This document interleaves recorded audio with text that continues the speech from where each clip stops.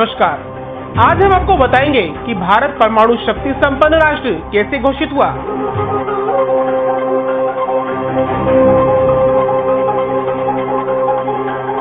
जिसकी कहानी बड़ी ही दिलचस्प है। 11 मई 1998 भारत ने 3 परमाणु हथियारों का परीक्षण किया। 2 दिन बाद और 2 परमाणु परीक्षण किए गए। 3 दिन के अंदर 5 परीक्षण हुए जो सफल रहे।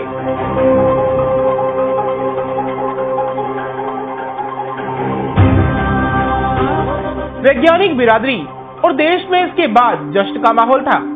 इसके बाद तत्कालीन प्रधानमंत्री अटल बिहारी वाजपेयी ने भारत को परमाणु शक्ति संपन्न राष्ट्र घोषित कर दिया।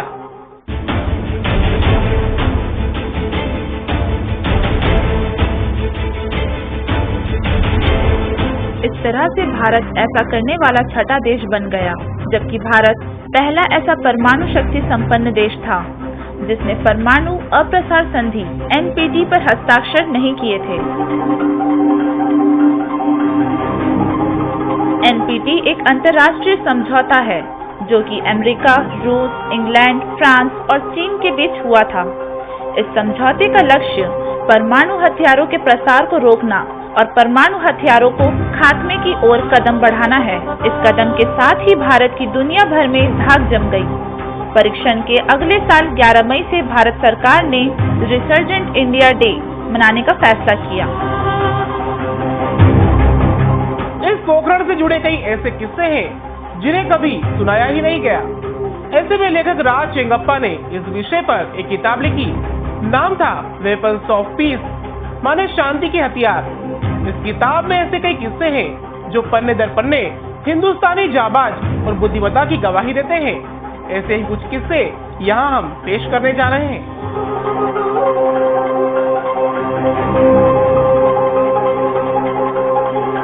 इन विस्फोटों का सबसे बड़ा आश्चर्य ये था कि भारत ने इन विस्फोटों को इतना सीक्रेट कैसे रखा। यहाँ तक कि CIA जैसी एजेंसी को इसकी भनक तक नहीं लगी। तब तक दुनिया मानती थी कि CIA की नजरें हमेशा पोखरण पर अपनी सैटेलाइट के जरिए लगी रहती है। पर परमाणु परीक्षण से जुड़ी टीम ने इस मामले में जो होशियारी दिखाई और CIA को मूर्ख बनाया, उसे भी परमाणु विस्फोट जितना ही महत्वपूर्ण माना जाता है। राजस्थान में उस सुबह ठंडी हवा बह रही थी। बहुत शांत माहौल था। तभी कुछ आदेश दिए गए और ट्रक और बुलडोजर तेजी से स्टार्ट होकर पास के कुछ हाल ही खोदे गए, कुओं की ओर बढ़ने लगे। शांत माहौल मिनटों में खत्म हो गया और मशीनों की तेज आवाजें आने लगी। कुएं को बालू से ढकने में मशीनों का साथ बेलचा लिए हुए आदमियों ने दिया और जल्दी ही कुएं में न सिर्फ बालू भर दी गई, बल्कि कुओं के ऊपर बालू के छोटे पहाड़ बना दिए गए। कुछ ही देर में जिनमें आग लगाई गई और एक तेज विस्फोट हुआ जिसमें मशरूम के आकार का बड़ा सा एक ग्रे रंग का बादल बन गया। 20 लोग उसे आशा के साथ निहार रहे थे। नंगी आंखों से तो कुछ देखा नहीं जा सकता था, पर तभी उन वैज्ञानिकों में से एक ने जोर से अपनी मुट्ठी बांधी और तेजी से हवा में लहराते हुए कहा, catch as if you can, माने अगर पकड़ सको तो हमें पकड़ो। इसके बाद तेजी से हंसी के ठहाके लगे। वो लोग जिस मिशन पर थे वो पूरी तरह से सफल हो चुका था। अगले दिन अमेरिका की एजेंसी CIA ने उस विस्फोट की अपनी सैटेलाइट से ली गई तस्वीरें डाउनलोड की और सिर खुजाते हुए उनके वैज्ञानिकों ने सोचा, आखिर इतने सीक्रेट ढंग से भारतीयों ने ये परमाणु परीक्षण कैसे कर डाला।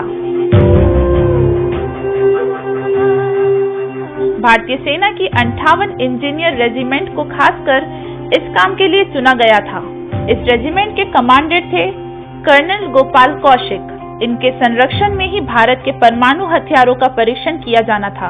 उन्हें इस मिशन को सीक्रेट रखने का काम भी सौंपा गया था। इस बात को इस रेजिमेंट ने इतने अच्छे से निभाया कि भारत ने मई 98 में जो 5 परमाणु हथियारों का परीक्षण किया, उसे CIA की सबसे बड़े इंटेलिजेंस की असफलताओं में से एक माना जाता है। अरबों रुपए खर्च करके अमेरिका ने पोखरण पर नजर रखने वाले 4 सैटेलाइट लगाए थे। भारतीय वैज्ञानिकों ने इनके रहते ही ये कारनामा करके दिखाया।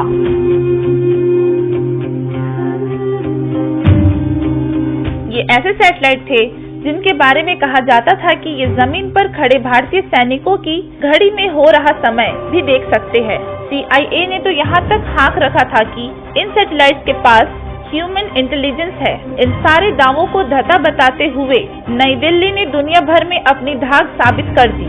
पाकिस्तान बलूचिस्तान के चगाई पहाड़ियों के पास परमाणु परीक्षण करता है, उसके मुकाबले भारत के पास पोखरण पर छिपकर सीक्रेट मिशन को अंजाम देने के लिए साधन बहुत कम है। थोड़ी बहुत काटीली झाड़ियाँ जो पोखरण में उगी भी हुई है, उनकी भी लंबाई बस कंधे तक है।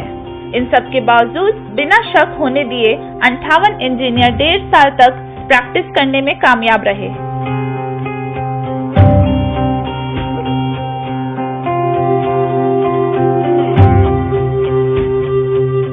1982, 1995 और 1997 में वहां पर छोटे मोटे ब्लास्ट हो चुके थे, जिससे अमेरिका को अंदाजा भी हो गया था कि भारतीय परमाणु परीक्षण का प्रयास कर रहे हैं। पर इनसे भारतीयों को ये भी सिखाया था कि कौन सी गलती फिर नहीं दोहरानी है। 1998 का ऑपरेशन सफल होने के बाद chief of army staff general VP Malik ने कहा था, सालों साल हमारे लड़कों ने वहां रेत में बेहतरीन काम किया, पर अभी तक हम इसके बारे में कभी बात नहीं कर सकते थे। जी हाँ, तो यही दास्तां है जिसके बाद भारत परमाणु शक्ति संपन्न राज्य घोषित हुआ।